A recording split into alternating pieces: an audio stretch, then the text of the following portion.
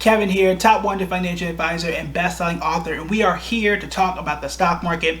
I had a really great question that someone had slid in my DMs on public and asked, and I enjoy really good questions because it helps me create really good videos. So the question was, very simply, do you have to read charts to be a successful investor?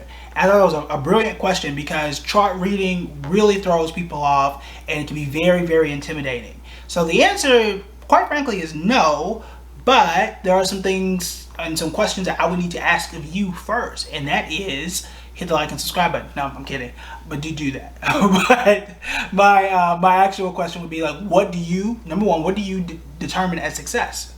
That's really going to depend. Is it making $1 million through the stock market? Okay, no, you don't need to read a chart for that. You actually don't. You could put a whole bunch of money in index funds, let it cook for a while, and never read a chart in your life. My son, who's investing like $75 a month, he'll hit his first million at 30 or so, and all we're doing is investing in index funds, Nike, Apple, and a few other companies. He don't read charts. I don't actually have to read a chart to do that either. He likes Nike. I like Nike. I think it's going to be here. Apple, index funds. No chart needed for that. That's that, right? So no, you don't. But it depends on what success means. But the second thing is, what is your time frame? That's probably the most important thing, because the way I see it, if you're looking at 6 months or a year or 5 years or 18 years to do this investing thing, the answer is no. However, it becomes more important the closer that you get to that time frame. So if you told me that I'm trying to get in and out of the market, get in and out of these stocks within a day or a month or 5 or 6 weeks, then yes, you probably want to be pretty good at reading charts. Now, we'll tell you that the majority of people aren't great at that, and that you don't find a whole bunch of billionaires who are consistently successful by doing this. Why do I say that? Because as someone who managed $140 million, I saw client after client after client, billionaire after millionaire after millionaire, and we would sit down, look at their portfolio, I would learn how they invested, what they did, what they didn't do, and very rarely did I find people who were considered chart readers or traders. That doesn't mean they don't exist. I have 2 very good friends who got there by doing that. I also know there's only those 2, but I can name 10 or 15 who got there without doing it. So again, it's a matter of preference, a matter of difficulty, but still what we need to understand is that chart readers and people who don't read charts can still end up on the exact same company. I can tell you that there are people who will read a chart and tell you that Apple is the best thing that you can buy. Warren Buffett will tell you the same thing. He's got 40-some-odd% of his money in Apple, if not more. Somebody who doesn't read any of this can say, I see all these iPhones, it must be a good company, I have to buy Apple stock. Again, all of y'all would still be right, you just got there with different directions, right? So again, the answer is no. It depends on what you define as success. It depends on what your time horizon is going to be.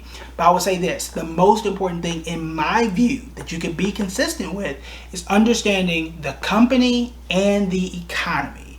That to me is the biggest skill, and it's the one that you can learn and really kind of measure yourself. How do you do this? Number one, you should just be abreast of what's going on in the market. What I like to do, number one, on public, I follow people, but most importantly, if I'm looking at a company, it'll give you all the articles that you need to read. So I will go through there and read something every single day. I've got alerts from CNBC, I've got alerts from Yahoo Finance. When I find something that's interesting or it tells me what's going on, I'll click it, I'll read it, I understand.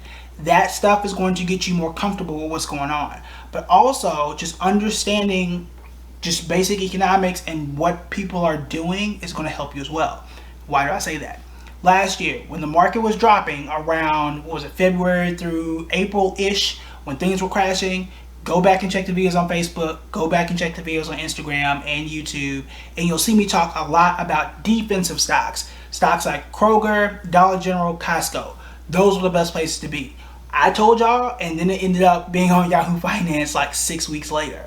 Why is that? Because economy-wise, we know that when people are on lockdown, when people aren't going to work, when there's high employment, you still need groceries.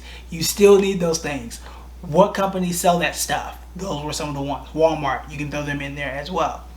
Made sense, right? we found out that Costco had one of their best years ever, and they paid a special dividend, and they paid their employees even more, and all these ands. We also know that that they paid, said they paid their employees more, but they also had one of their most profitable years ever. All that economically makes sense. Same thing with Amazon last year. People were sitting at home. Where were they going to get their stuff? They couldn't go out to a mall, who goes to malls anymore, and buy that stuff. You're sitting at home all day. You're saving money because you're not traveling. Where are you going to spend your money?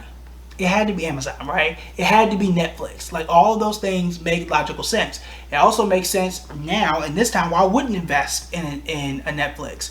Because I know I got Disney Plus. I know Peacock, their app is coming out. I know Paramount Plus has an app. The competition for Netflix is there.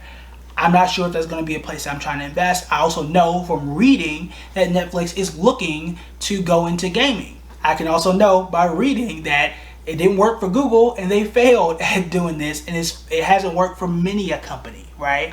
This is all from just reading constantly and just understanding about the economy and what's going on. So all of this I don't need a chart for.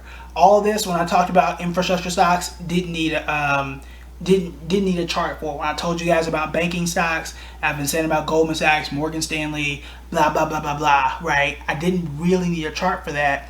I could it's just basic economics and just understanding what's going on in the economy. No charts needed for that kind of stuff, and you can be extremely successful. For example, looking here, we know Bank of America up 25%, we know Capital One up 65%, all from basic economic knowledge, from reading constantly, from picking apart articles without me really have to do a whole bunch of work.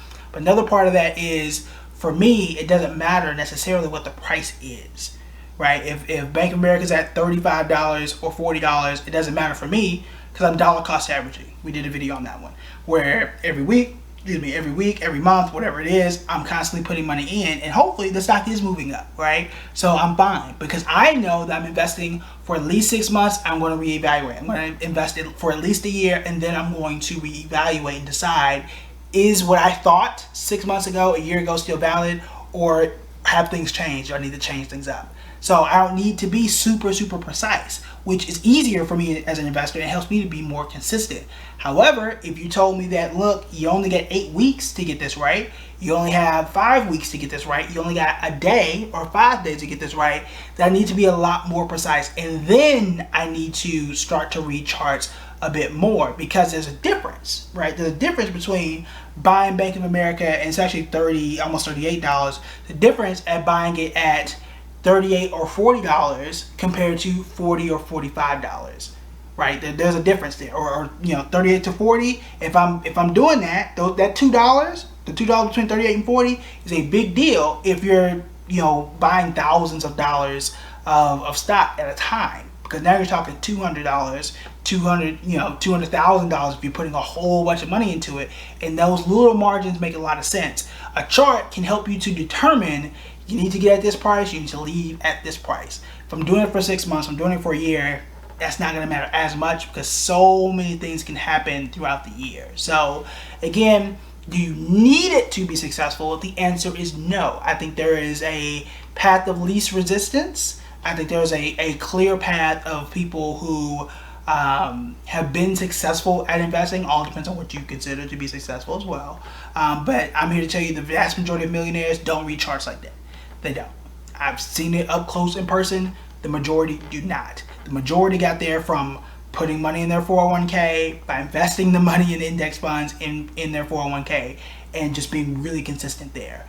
Then you've got a tier right under that invested in high quality stocks and kept them for a while. People who've been investing in Disney, even Exxon. Like, I've had people who had Exxon and even GE for 40 years and just continuously invested in it and held it for forever. Is it boring? Yes. But it has worked for them, right? People who had Apple since like 2010. People who had Netflix from 2010 and still holding on to it. Those are the ones that tend to be successful. Then you've got those that are a little more trendy, but again, you don't see the majority of people who are successful in investing that are able to retire and create that financial freedom. You don't see a whole bunch of them jumping in and out of stuff all the time. Does it happen? Can it work? Yes. I've mentioned before, I got 2 friends who have hit the $1 million level by doing that. But I've also got 10 more who did not do that at all. So that's 2 out of 12. Again, what odds do I want to go with? I want to go with what I know is easier and what I know works. So you can do both. There's nothing wrong with doing both. But I'm just telling you what works most of the time. I'm telling you what I've seen in my professional experience.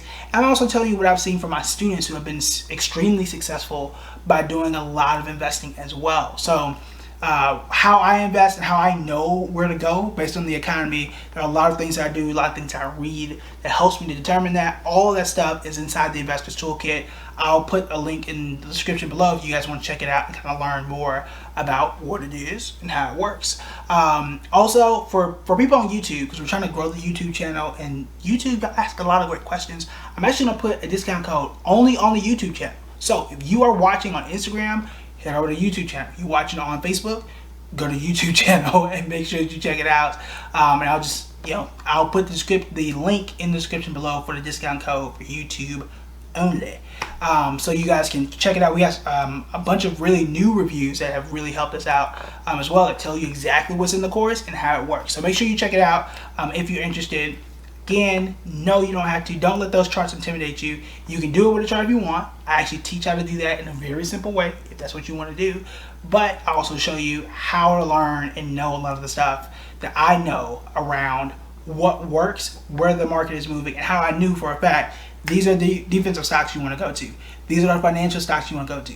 These are the infrastructure stocks you want to go to. How did I know in end of 2020 that Google was going to be one of the better tech companies? Again, all that stuff is inside the Investor Toolkit and more, and here on YouTube and all the videos we've done before then. All right, that is it for me. Talk to you guys later. Bye.